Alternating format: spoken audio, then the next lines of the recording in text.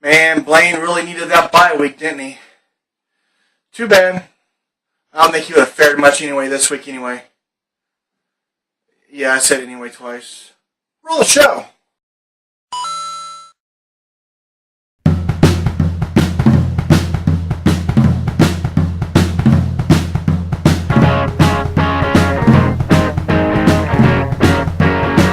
Recorded live from Studio B in the heart of Independence, Missouri, it's the Library Report with Brian Trussell.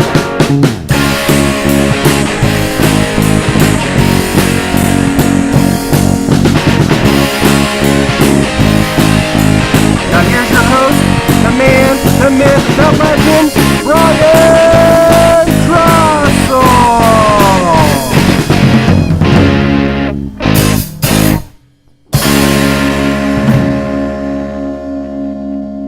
Hey, hello everyone, I am Brian, this is the Library Report, and this is round 2 of the playoffs. And before we get into anything, I want to thank the sponsor of the show this week. It's me. Yes, there's no other sponsors for the show, so I took it upon myself to sponsor it, and if you could tell the whole meaning of that, you'll find out later in the matchups. But anyway, last week was first round of playoffs, and we had 2 games that mattered. Everybody else, it really doesn't matter who won or lost. So let's get into those scores right now. And starting off with Jim versus Blaine. Blaine with probably the lowest score ever in the playoffs in our history, 77.5. Gets trounced by Jim with 128. A little bit on this game, it looked like Blaine was coming out with a really strong start. Defense put up tons of points early. It had Jim a little worried. You can't deny that. Because if you score points on your defense, that's points that aren't there normally. So, his team was not built for the playoffs. Key injuries, players not producing. He should have made a trade for a better quarterback. Hell, he should have picked up a better quarterback. Alex Smith, really? That's who you're going with in the playoffs. I don't know if there's anybody better. And frankly, on your bench, there's nobody that could actually give you anything else. It's just, I believe his team just gave up on him. So, the clock is ticking, and I'm pretty sure Blaine will be fired this year. Just throwing that out there. And as for Jim, his team came out fairly well, put up some mediocre numbers, but just enough to get by. He has some key injuries and some other people who just didn't show up or whatever, but he moves on to the next round, and he will hopefully right the ship and score more points next week. But a win's a win. Now moving on to the other game of the week.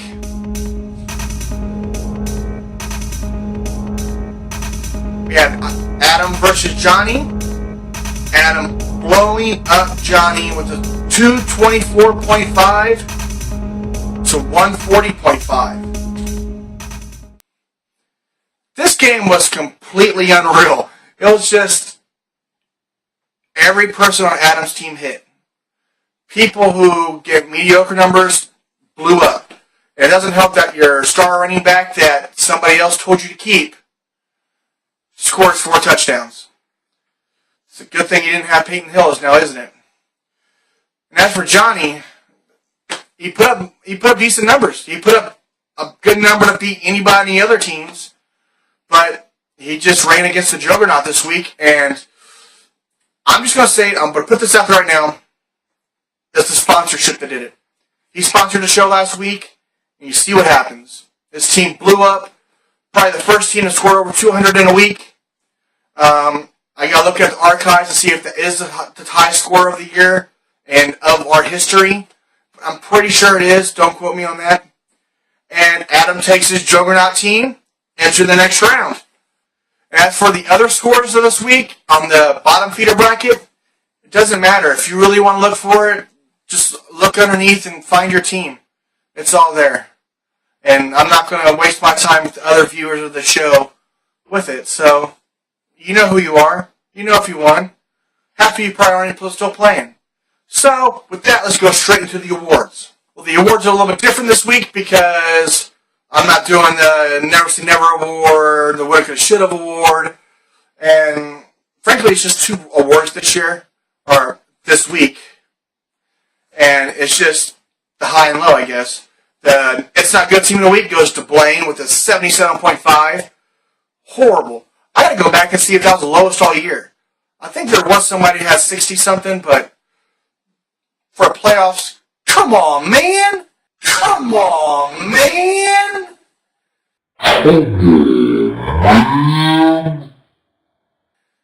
As for the hashtag winning, no shocker there. Adam, coming off his sponsorship of this show last week, puts up a huge number, and congratulations to you both. One moves on, one drops away, and that's that. With Blaine and Johnny both falling out of playoffs, they get seeded right into that draft order for next year. And we'll throw up that right now.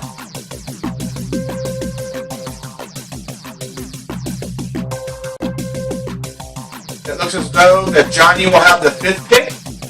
Blaine will come in with the 6th pick. Without wasting any more time, we'll go straight into the updated brackets. And here's next week's matchups.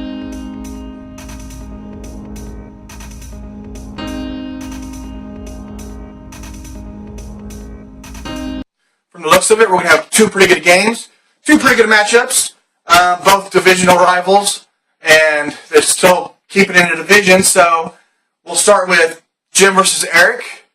They played twice before.